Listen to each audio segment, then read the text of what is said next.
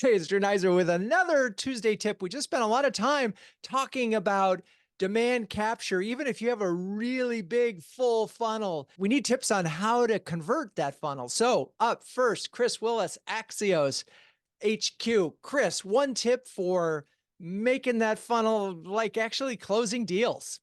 Laser sharp value language. It's about understanding your position in the market and being able to deliver value. People want to be able to progress with your deal, but if you can't communicate value and ROI, it's likely that those opportunities are not going to progress.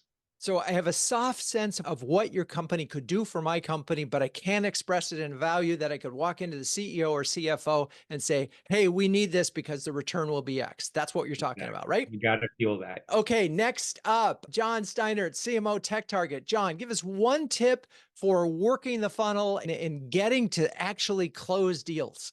So I would say on our enterprise side, since we're a multi-product company, but we go to market with an end-to-end idea, have the ability in your sales teams to pivot from what the lead came in on to where they actually have the biggest gap, and you can deliver value within your sales team, pivot from one seller to the other seller much more quickly.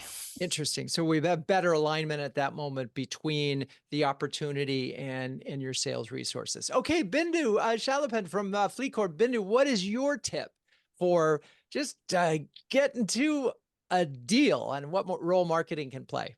More analytics. Do it.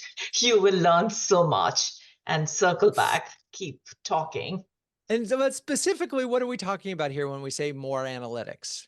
For each deal, as you move down your pipeline, understand what worked. Dive into it, dive into the data. So ask those, few Right. whys.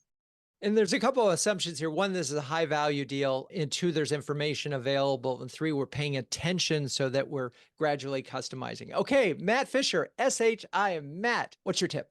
If your problem is that you're building really nice pipeline at the top of the funnel, but you're struggling to get it through to the bottom, don't be frightened to be ruthless through the funnel. Disqualify everything or put it into a nurture flow so that you can come to it, or rather it can come to you when the time is right. Don't waste your salespeople's time on stuff that isn't good to go. It's a little bit back to what Bindu said. We have a really good qualification process so that when we're actually putting a salesperson on it, we know it's a real opportunity and everybody else goes through the funnel. Is that sort of fair summation, Matt? Yeah, and sales will love you for it because sales, hates nothing more than chasing up unqualified leads that are not ready to convert. I love it. All right. Well, there you have it. That's 4 really positive, strong tips on how to make your pipeline just a little more, move those leads through it and convert and end up with some pretty good customers. If you're a B2B CMO who can share, care, and dare with the best of them, do yourself a favor and check out CMOHuddles.com. We do donate 1% of revenue to the Global Penguin Society, thus the hat, and a group of penguins is called a huddle. Anyway, I'm Drew Neiser. That's your Tuesday tip. Peace out.